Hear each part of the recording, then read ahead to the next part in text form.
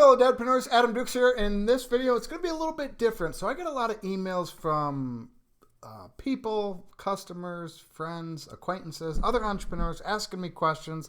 Sometimes I go deep dive into these answers and give out a long drawn out answer.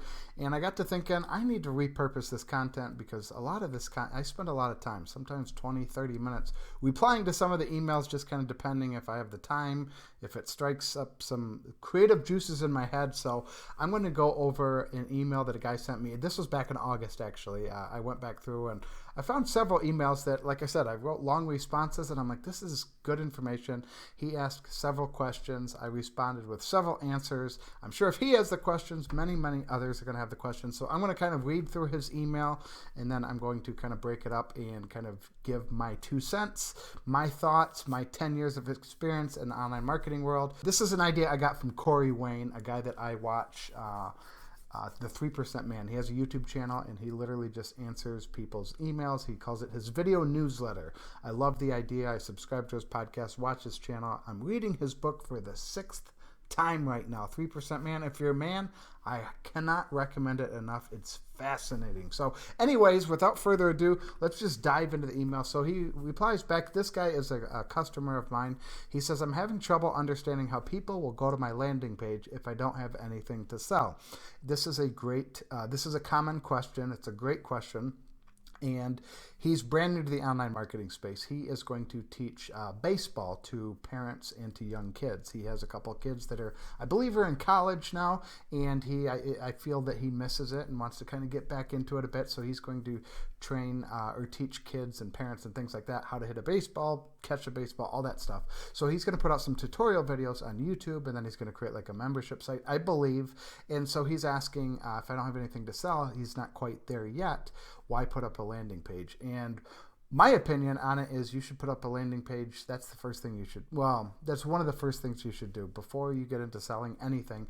You want to start collecting leads from people who are interested in what you're about to offer, whether that's next week, next month, or next year. It really doesn't matter. If you have that built-in audience of people who kind of raised their hand and said, hey, I'd like more information on baseball tutorials, then when you go to launch your product, you're going to have 20, 50, 100, a few hundred, maybe several thousand people who already know, like, and trust you. Hopefully know, like, and trust you if you're continuously emailing them. So I talk about this a lot on my channel. So I suggest people who are new to the online business world, first build an email list. I say start that on day one. Building his email list is very important. But like I say, I talk about it phase 1, phase 2. So when you're getting started, I suggest newbies get started with affiliate marketing because it's very, very simple. All you have to do is send traffic to a company's website. You don't have to put out a product. You don't have to offer a service.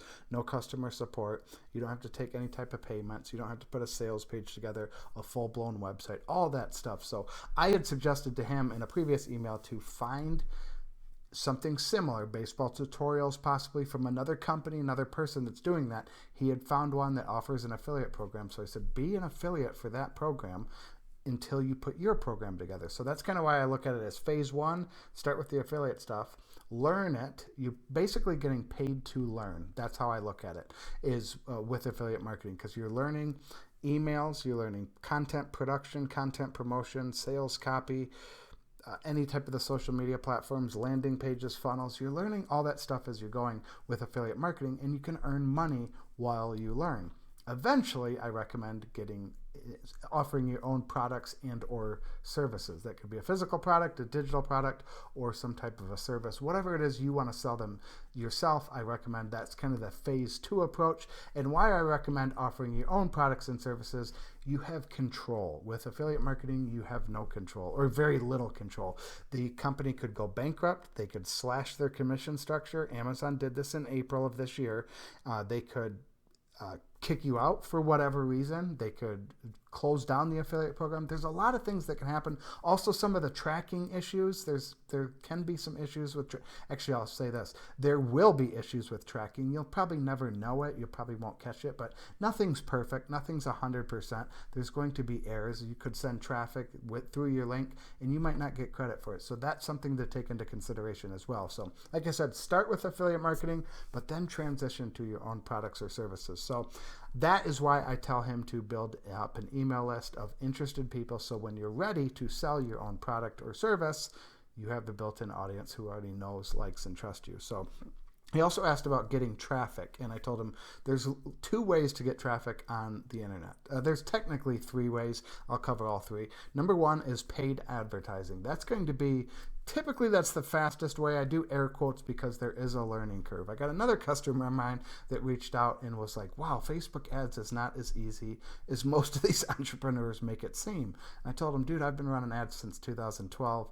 75% of my ads still fail to this day. It's all about testing, throwing a bunch of shit against the wall, and some of it is going to stick, and then ride that 20%, 25% that's sticking, start increasing the budget, start riding that wave. Sometimes you can ride it for a month. Sometimes you can, I've seen it last for 6 months without you having to do anything. But Facebook advertising, it's not something you learn overnight. That's for damn sure. I'm still learning it. I've been doing it, spent hundreds of thousands of dollars on it. Still making, like I said, 75% of them still fail. So paid advertising is the quickest way to drive traffic to a landing page.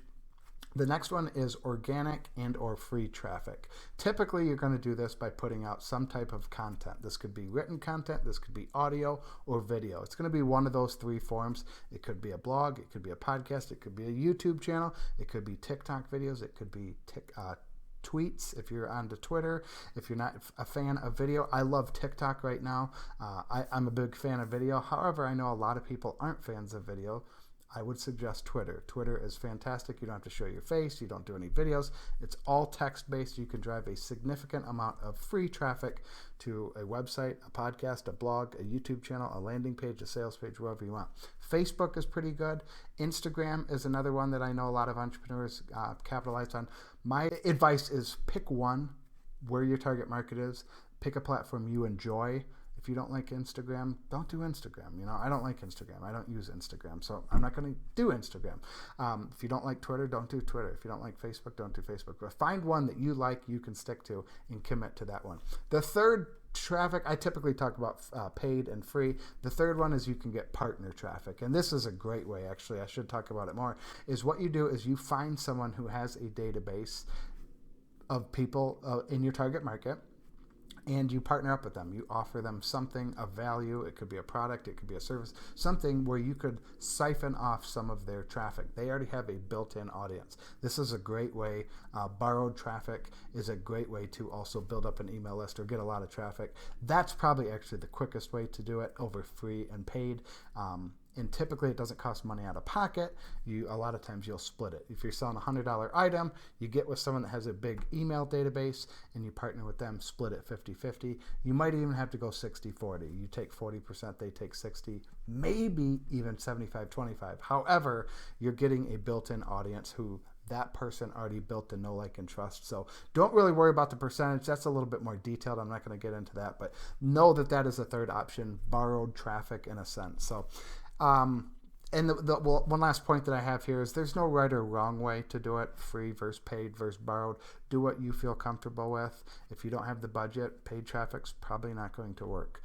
If you don't have the time, the organic or free stuff might not be the best for you, or know that it's going to take a lot longer time. However, like I said, TikTok is a platform where you can grow quickly. I jumped on in April and I'm averaging 300 to 600 leads a month right now. I think I'm at about 340 right now and we're mid-September. So TikTok, and I'm 5 months in and generating probably 500 leads this month. I did 600 in July, I think 600 in June.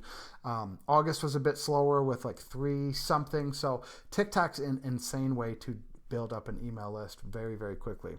Another thing he says, if I put all my content on YouTube as far as baseball tutorials, why would anyone want to buy a tutorial program that I put together? This is an extremely common concern. I know I've talked about it on this channel. I might even have done a full video on it, where the free content, the paid content, where do you move the line? And so there's a few thought processes on this. Is your competition is likely giving away a lot of free content, so you're kind of competing who can give out more free content in a sense. With that being said, all of the content that I have in my paid trainings, it's all available on my YouTube channel. You can find it all. There's no secrets. I'm not holding anything back. Some people will say, share 90%, sell the other 10%, or share 95%, sell the other 5%. I don't really subscribe to that line of thinking. I'm just give it all away. What I know is people will pay money to have everything in order, organized, steps. Watch this one first, then do this, then do this. I include worksheets and things like that, which I don't include on the YouTube channel. So it's more than they're just getting content in the training programs. They're also getting worksheets that'll help them that I've just kind of developed over the years. They're getting structure, basically. Also accountability. Also, when someone pays for something, they take it a little bit more. Actually, no, they take it a lot more serious. Typically, take it a lot more serious. So there's people that value money over time, and there's people that value time over money. The people that want all the free content, they can watch my YouTube channel and get everything that they need to know to make a full-time income on the internet, whatever business model you choose. I have a video probably on just about any, well, not any topic, I shouldn't say that, a lot of topics revolving around the make money online niche. They just have to kind of piece it all together and go through the 420 plus videos. However, if someone values time over money and they don't want to go through 400 plus videos and would like it in kind of step-by-step format, they can buy my course and they can access the exact videos they need without kind of the storytelling that you kind of do on YouTube. So that is a big, like I said, that's a big concern for a lot of people. Well, why would they buy stuff? It's amazing. When you give people, you get. It just, I forgot, is it Zig Ziglar, Jim Rohn, one of those guys that I follow say something about giving and then you get. So that's kind of the philosophy that you have to adopt. Don't worry about that. People aren't, that's fine. That's totally fine. There's something I learned several years ago from a guy. His name was Mark, I can't remember the last name, but he's a big-time marketer. And he said there's 3 types of people out there. There's the people that are going to read your content. Type A, he called them. They're going to read your content. They would never, ever buy a thing from you anyways. That's fine. They can have the free content. There's type B people. Those are the people that are going to read or watch your content, consume your content, try to do it themselves, realize, wow, there's a lot more work involved. I'm going to reach out to Adam because I watch his YouTube videos, I read his blogs, I listen to his podcast, whatever it is. And then there's the third type of person, the C type, that value time over money, and they're like, I'm going to hire Adam. They're not trying to do it themselves.